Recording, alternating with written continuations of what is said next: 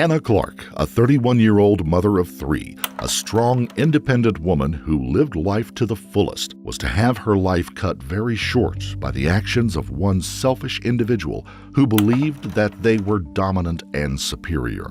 Hannah Clarke would destroy that person's narrow-minded assumptions at a great personal cost to herself.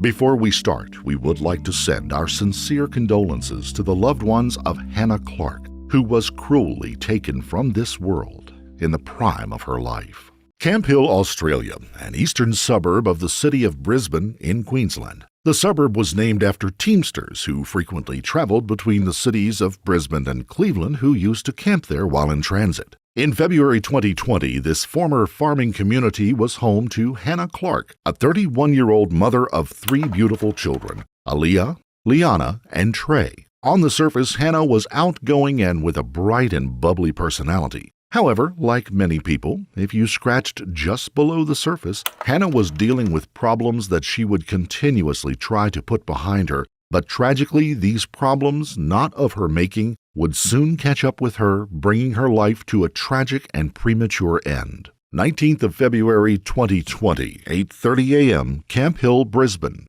A car pulls up erratically outside of a house where a man is obliviously washing his car on a typical Wednesday morning. The next thing he hears are the loud screams of a terrified woman. He turns to see a man and a woman in the front seats of a Kia Sportage. The man, calm, with a resigned look on his face. The woman, petrified and hysterical. The stranger walks over to the car and tries to engage the couple, but before he has the chance, there is a loud bang, followed by what he described as a bright flare. The morning sky disappears behind a wall of smoke and flames along with the man's vision. When he comes to his senses, he's presented with a horrific sight. The woman is ablaze from head to toe. He quickly grabs his hose and starts spraying her. It takes some time, but he manages to extinguish the flames. He walks around to the passenger side of the car to find the man. He is sitting on the side of the road with flames flickering up and down his clothing. This was no ordinary Wednesday morning. This would be the morning that nobody involved or affected would ever forget. What had brought this man and woman to this point? Hannah Clarke, born on the 8th of September 1988, was a 31-year-old mother to three beautiful children, two girls and a boy. Aaliyah, age 6, Liana, age 4, and Trey, just 3 years old. She had been described by friends and family as a bright person with a bubbly personality. People who knew her commented about how empathetic she was, coupled with a contagious and irresistible smile, with one person also saying that she was the embodiment of selflessness. She also had a competitive side. She worked as a personal trainer in a gym, was very healthy and physically fit.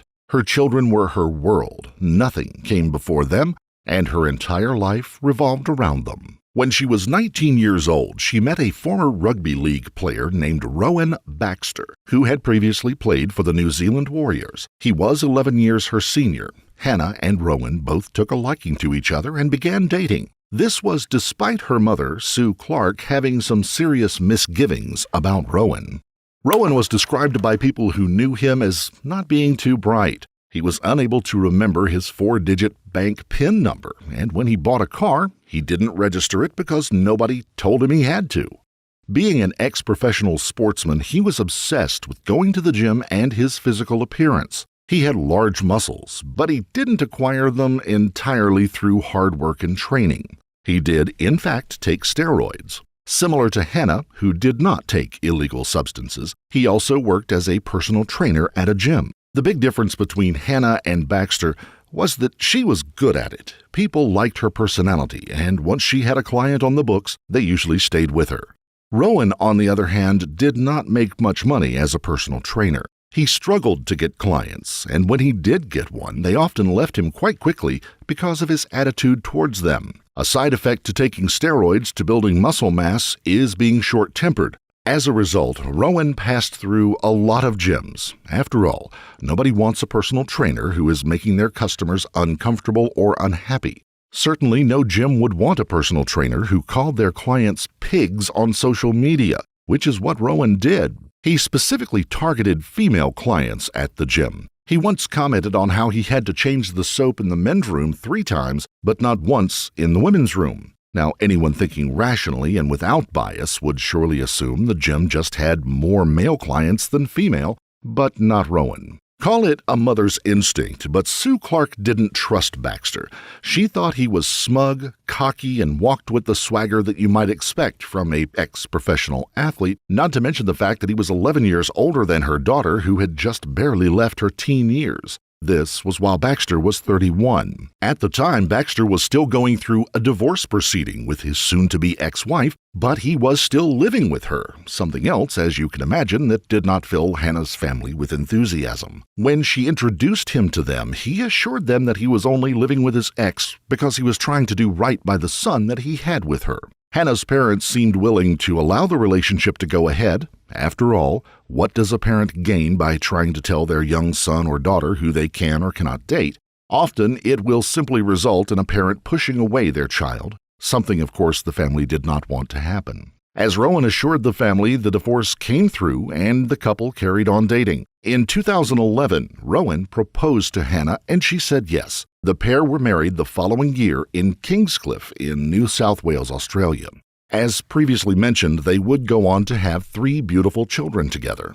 Aaliyah, the eldest, was described by her grandparents as being incredibly articulate. She was reading ahead of her years and enjoyed telling stories to her younger siblings. She had also taken after her mother when it came to physical fitness. Liana, the middle child, was described as the crazy one in the family. She loved to be the center of attention and always aimed to make people laugh, bringing a lot of joy and fun into their lives. The youngest, Trey, was described as the apple of his mother's eye. He was the golden child. He was what you might call the mommy's boy. He also had a sporting side. At the age of 3, he had already learned how to kick and pass a football, much to the pleasure of his sporty mom and dad. Rowan, possibly because of his personality and obvious lack of people skills, was never able to make enough money to support his family. This meant that Hannah, probably because of her likable personality, was the main breadwinner for the family.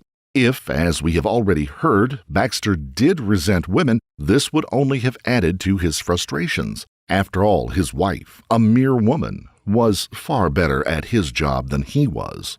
Despite Hannah's success and Rowan's lack of it, the couple decided to open a gym together. They didn't have enough money for their venture, so Hannah's parents stepped in as financial backers. At the time, in between personal training, the couple both worked at a sports shoe retailer. Rowan had instigated this, as he seemed to like to know where Hannah was all the time. His behavior at the store was no different than at the various gyms he had worked at. He belittled the female employees, just as he had done with his clients at the gym where he worked. It seemed that Baxter could never miss an opportunity to demonstrate his superiority over women. One day, he was giving a personal training session to Hannah's mom, Sue. Given that Hannah's parents owned the gym, you would think that Rowan would be grateful and treat his mother-in-law with respect. But no, during their session, he purposely dropped her on her head, sending her violently colliding with the floor and making her bleed. Of course, anyone with an ounce of decency would have helped their mother-in-law up, apologized, and possibly gone to get the first aid kit. What did Rowan do? He stood there and laughed at her, and then proceeded to mock her lack of coordination. Amazingly, despite this incident and their own personal reservations, Hannah's parents actually tried their hardest to accept Rowan for the benefit of their daughter. They both said that in their earlier days, the relationship seemed good and both of them were happy. They noticed things starting to change after the children arrived, and they changed rapidly. Despite the fact that their business was not entirely their property due to Hannah's parents investing, Rowan's attitude towards customers did not improve, and as far as his family and in-laws were concerned, it actually got worse. When giving personal training sessions to their paying customers, he would frequently call them fat and lazy. On the domestic front, his behavior deteriorated as well. He started using terms such as Hannah misbehaved. As the result of Hannah's misbehavior, he would not allow her parents access to the children as a form of punishment. To be clear, he actually used the word misbehaved to her parents.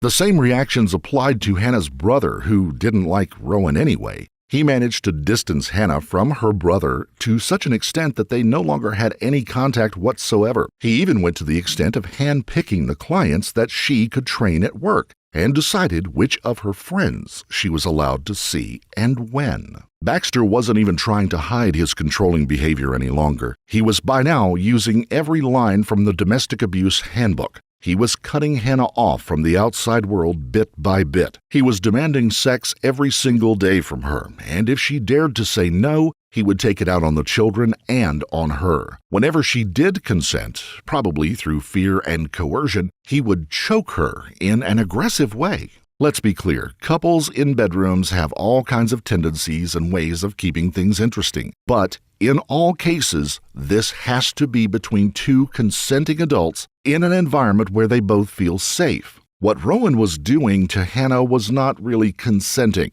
When he choked her, he did it with aggression, with the intent of harming her. As we hear with so many tragic domestic abuse cases, he often apologized afterwards, stating he only did it for his own gratification and hadn't realized that he was hurting her. In so many cases like this, we see women abused by aggressive control freaks, but because of the isolated situation they find themselves in, they do not realize that they are in fact victims of domestic abuse. And Hannah was no different. What Rowan had resorted to now was coercion, the process where someone simply complies with their aggressor in the relationship because they know that if they do not, something bad may happen to them or even their children. We know that Hannah did not see herself as a victim because she sometimes discussed rules that Rowan had created for her. For instance, under no circumstances was she allowed to wear shorts or the color pink.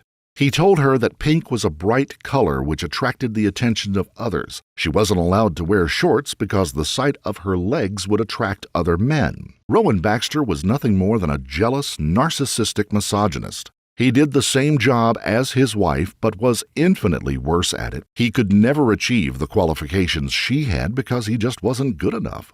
For all of his steroid-induced muscles and shallow appearance, she was way out of his league in terms of brain power, personality, and looks, and he knew it. This was something that he couldn't stand. After all, in his world, women were vastly inferior to men. Like many men who try to control their wives or girlfriends, he felt emasculated by Hannah. To make himself feel better in some perverse way, he would berate Hannah behind closed doors. At the inquiry, one of her friends, Kylie, gave evidence and told how Rowan called his wife fat and mocked her body, telling her to lose weight and get into shape. Of course, we know nothing could have been further from the truth in relation to Hannah's physical fitness and appearance. The bullying and abuse didn't start and end with his wife. He was regularly far too rough with the children. Many parents may wrestle or play fight with their kids in a playful, fun way. However, Rowan would regularly take it too far and end up hurting them. If one of them began to cry or was hurt, he would simply laugh, far from showing any kind of sympathy. Then he would berate them. One such incident took place when he was play fighting with Aaliyah. Things went too far and she hit her head on a doorframe, causing her to bleed. She was taken to the hospital for stitches, and Rowan blamed the whole incident on her.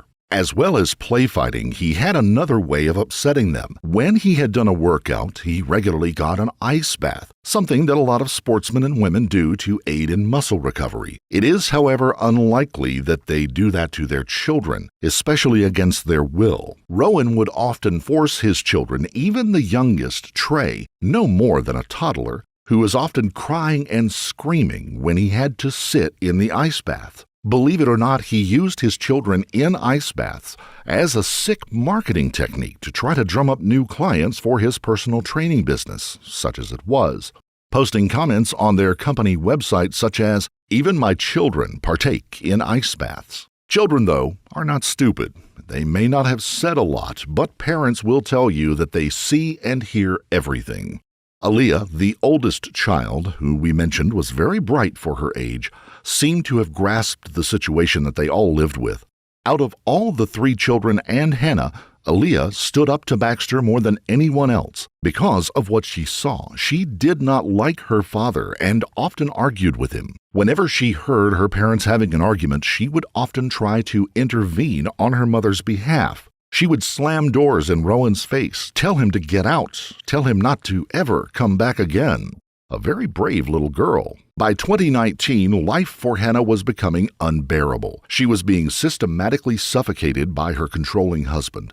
Being the selfless person that she was, her first thought was for her children. She confided in people, saying that she believed Rowan was out to get her, but she was equally afraid that if she dared to go against anything he said, or, God forbid, file for divorce, that he would use the children as a weapon against her. She did tell people that he wasn't capable of harming the children, but that he may stop her from seeing them, possibly even running away with them, or try to turn them against her. A frightening thought for any mother. Perhaps Hannah was confident that Rowan would never hurt the children because he had never physically harmed her.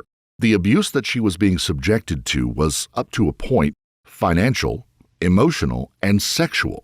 As previously mentioned, because she wasn't being physically attacked, she did not believe herself to be the victim of domestic abuse, a very important point to remember in this case.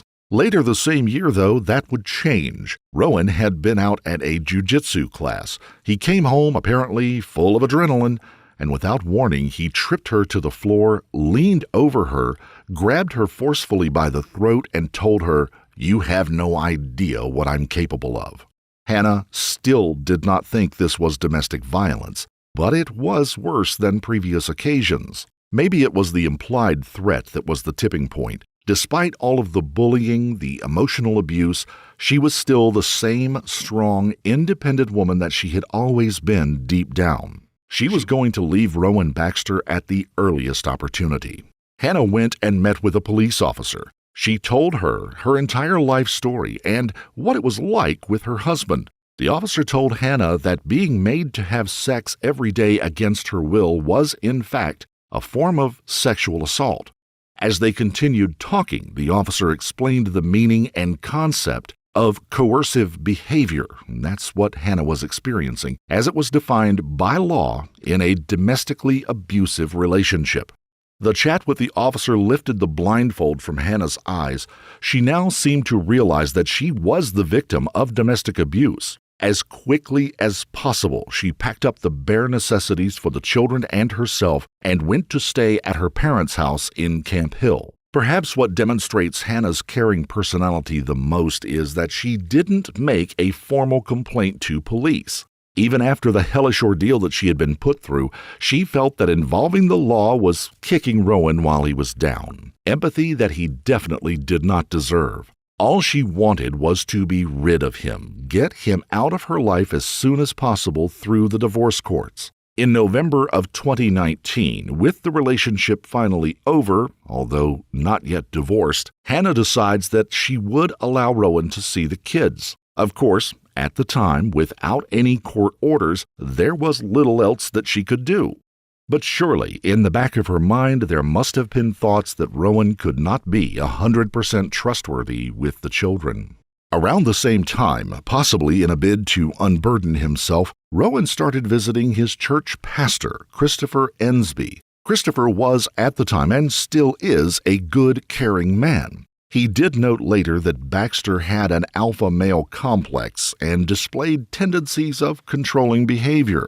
He also said that Rowan had confided in him on a few of the occasions when his guard was down. He knew that he was in the wrong and needed to change, but wasn't capable of working out how to do that. As a result, the pastor decided to meet the couple together at the gym. He monitored their behaviors. He watched with shock as Rowan took personal training sessions to such lengths that his clients regularly vomited. The pastor was uncomfortable watching the behavior of Rowan. These were exactly the characteristics that he was suspecting and identified during their conversations at church. He also had a private chat with Hannah. She was no longer afraid to tell the story of her ordeal. We can't be sure of her exact mindset at the time, but the pastor seems to have been trying to play the role of a de facto marriage counselor at that point. The pastor, although well-intentioned, was laboring under a misapprehension. From conversations that Hannah had with co-workers around this time, we can be fairly certain she harbored no illusions of reconciliation with Rowan. She told co-workers that she believed Rowan would one day try to kill her. Other than the one conversation she had had with a police officer, for whatever reason, Hannah had still not gone back to either make them aware that she feared for her safety or to file a formal complaint. But that was about to change. Hannah's caring nature may have put her in a vulnerable position. Baxter must have been so confident that she would not go to police that on Boxing Day, when Hannah was simply walking down the street with her children, he brazenly walked up to them, grabbed their daughter Liana, and took her. Worried sick, Hannah didn't see her daughter for 2 days. She reported the incident to police, who did conduct a search and found the child with her father, thankfully unharmed. Police now advised Hannah that she should make a formal complaint and get a personal protection order against Baxter. If you're listening in the UK or the US, you would call this a restraining order. This is exactly what Hannah did. Unfortunately, Baxter was still given the right to joint custody of his children, a decision that would give him the opportunity to torment Hannah further, not just mentally but physically. A day after taking his children out, he returned them to Hannah's parents' home as required. But out of spite, he had placed pictures of Hannah in her underwear around the outside of his car for the children to see. When Hannah came out to get the children, she attempted to take the photos down. Baxter aggressively grabbed her by the lower arm, spraining her wrist and subsequently busting her lip. Now this was physical assault, and it may have continued if Hannah's mom, Sue, had not seen the incident and come running out of the house to her daughter's aid. Baxter let go and then shouted, "Hold," and drove off. This incident was reported to police. The physical assault clearly breached the protection order, but authorities were unable to act quickly enough to prevent the events that were about to follow. The 19th of February 2020 at 8:30 in the morning. Hannah leaves her parents' home as normal to take her 3 children to school. As they all get into her Kia Sportage, they are joined by an unwelcome guest. Rowan Baxter forced his way into the passenger seat. Hannah, terrified for her children and herself, tries to plead with him, but it's no use. Baxter was enraged and wouldn't listen. He kept screaming in her ear to drive. Eventually, she complied. As she turned onto Raven Street, Hannah, still somehow managing to think rationally, sees a man further down the road washing his car. Whatever was going to happen, she wanted to have a witness. Between spotting the man and pulling up outside of his house, events escalated. Baxter had been carrying a can full of gasoline, which he remorselessly poured all over Hannah and the children. The man washing his car was Michael Zemek. He said that the quiet, uneventful Wednesday morning was interrupted by the sound of a car pulling up outside of his home rather urgently. No one would be prepared for what would happen next, and Michael says he will never forget it. A woman shouted out from the car, "Call the police, he's trying to kill me, he poured petrol on me." Mr. Zemek said that Baxter had Hannah gripped in a tight bear hug. She was screaming frantically and trying to escape the vehicle. Mr. Zemek approached the passenger side window of the car. Rowan Baxter looked him straight in the eyes with a blank, almost unconcerned stare. The last thing Mr. Zemek saw was Baxter holding a lighter, which he lit without hesitation. By the time Mr. Zemek, who had been taken aback by the blast, managed to look up, he saw the whole front of the car on fire. Amazingly, Hannah, fully engulfed in flames from head to toe, managed to get herself out of the car. She was screaming loudly, not for herself, but for her children. By pure coincidence, an off-duty paramedic was driving past and jumped out to help. She heard Hannah scream, "My babies are in the car. Why didn't I just stay in there with them?"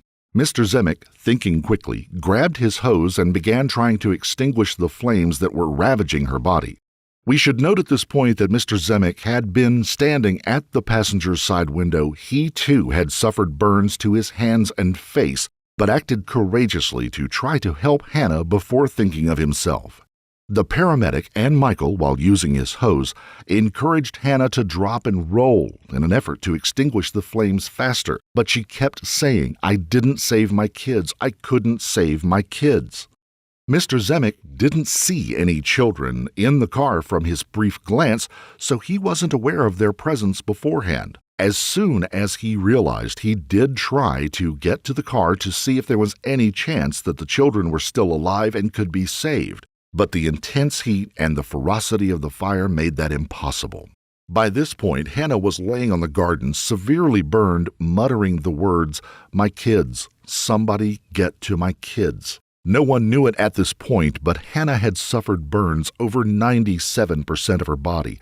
Literally, the only part of her body that wasn't burned was the bottom of her feet. It's hard to find the words how to describe how unbearably painful that must have been. Yet her first thoughts were still for the lives of her 3 young children. The person who described her as the embodiment of selflessness could not have been more correct.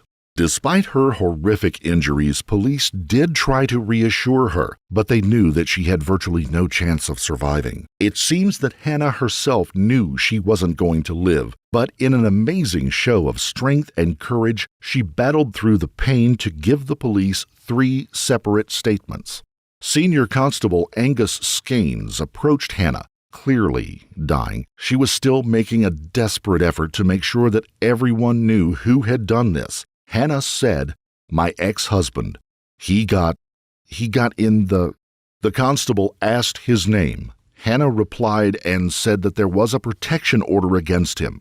Hannah told Constable Skeins that she had spotted a man washing his car and told him to call the police. Hannah continued to tell them how Baxter had poured petrol all over the inside of the car and set it on fire. The full transcript from the officer's body cam shows how hard Hannah fought and hung on to get those details out. She spelled her first, middle, and last names and gave a description of Baxter, even his clothes. Hannah was growing weaker. Constable Skeins stayed with her, telling her that she was doing an amazing job. Mr. Skeins was commended after the incident. He was told that had Baxter survived, his professionalism in dealing with a severely wounded person like Hannah Clarke would have been invaluable to convicting him. Even as life was ebbing away from Hannah, tragically, she still didn't seem to realize to what extent she had been abused all those years. The officer asked her, "Has he done anything threatening before?" Hannah replied, "Not to me, no." Paramedics took over at that point to try to provide her with some pain relief. You might be wondering what happened to Rowan Baxter while all of this was going on. Was he trying to save his children? Did he even ask about his children? No. He had suffered burns over 80% of his body. He managed to get out of the car. He went to sit on the roadside, and Mr. Zemek also extinguished the flames on his clothing. Various Good Samaritans joined in the effort to put the fire out in the car. When the flames in the front of the car had been extinguished, he went and sat in the passenger seat again. He was rooting around, obviously looking for something. One member of the public was trying to get close to the car to extinguish the rest of the flames, but Baxter stopped her. He found what he had been looking for, a knife that he had brought with him. Every time the person came close with a fire extinguisher, Baxter drew the knife. She said that she felt like he was guarding the car, preventing the fire from being fully extinguished. By this point, there was little to no chance for those poor children being alive or even surviving. But people wanted to try all the same. It was Baxter himself who prevented any form of rescue attempt for his own children. He made 100% certain that no one could try to get them out. Another neighbor told Baxter to drop the knife, telling him it wasn't worth it, clearly fearing for the safety of others in the vicinity. Baxter didn't drop the knife. Instead, he took the coward's way out. As his children's bodies were burning behind him and his wife was dying in front of him, the selfish bully plunged the knife into his chest, into his own heart, and died on the spot. In cases where the defendant is no longer alive to defend themselves, an inquest is still held in hopes that important lessons can be learned and changes can be made to prevent such horrors in the future. People who had known Baxter and Hannah, and the pair of them when they were a couple, all testified to what a controlling bully Rowan Baxter really was. Nicole, Hannah's friend who went to police on her behalf, also spoke. She told of her disappointment that the police had failed to act when she tried to warn them that something may happen to Hannah and the children. Hannah's mom also testified about the treatment her daughter had suffered and told the inquest how Baxter had dropped her on her head at the gym. The pastor that Baxter had turned to testified as well, speaking of how he tried to talk with him and help him change, but he also said that he believed Baxter had no remorse for his controlling behavior. A note was found that had been written on the 26th of January 2020 by Baxter before he killed Hannah and the children. Clearly written by someone who saw themselves as a victim, he wrote that he wasn't going to take her abuse any longer. She was going to realize what it was like to be unable to see her children. He accused Hannah of destroying his life. He signed the note from himself and, oddly, the children. Could it be that he was originally planning to abduct the children and run away with them as a way of punishing Hannah? We'll never know. As was heard in the inquest, February 13, 2020, less than a week before Hannah and her children were killed, she had confided in friends about her fears of her life being in danger. Hannah's friend, Nicole Brooks, took the initiative and went to police on her behalf. She told the police that she was convinced that Hannah and her children were in mortal danger and that Rowan would try, in her words, to take them out. Police reacted sympathetically to Nicole's concerns, but made it clear that until Rowan Baxter either made a physical threat or actually did something, they were powerless to act. Nicole continued to plead with the police to take her more seriously. She told them about the incident after Baxter's jiu-jitsu class and even said to the police, "What if you don't get a second chance to act?" Police gave the same answer.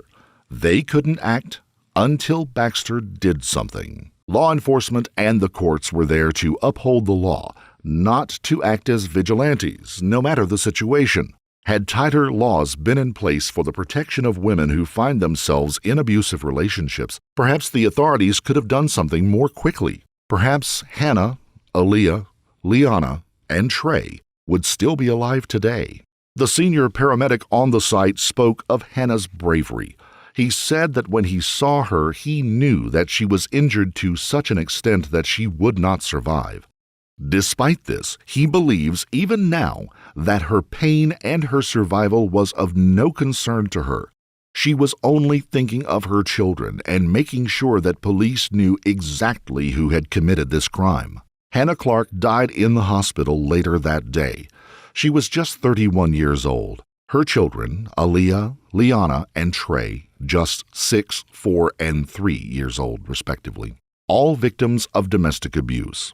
All of them with years of living ahead of them. All Hannah wanted to do was get her family away from this dangerous individual, and despite her best efforts, she was unable to do so.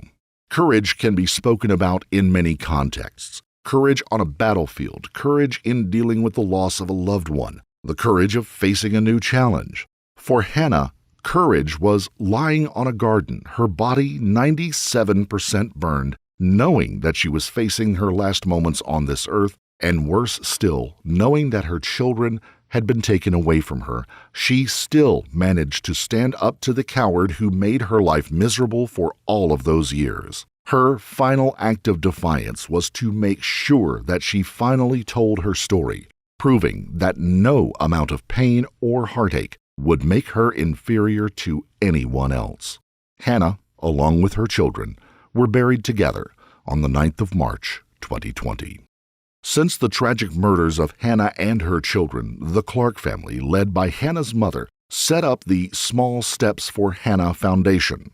Their mission is to put a halt to the incidence and severity of domestic and family violence in Australia. 4 days after the murder, a public vigil was held in which over 1,000 people attended.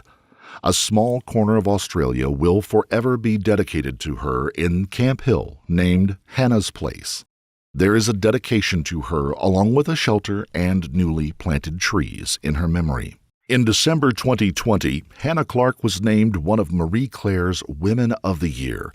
The award was for her courage and bravery in raising awareness of domestic abuse in Australia. We at Beyond Evil would like to pay our own tribute to the life of Hannah Clarke and her young children. Murders happen in all kinds of unimaginable ways. Hannah Clarke was such a strong woman that she did not see herself as the victim of domestic abuse, but undeniably she was. She spent her personal life being the best mother, daughter, and sister that she could. She carried this practice through into her professional life, becoming a talented personal trainer.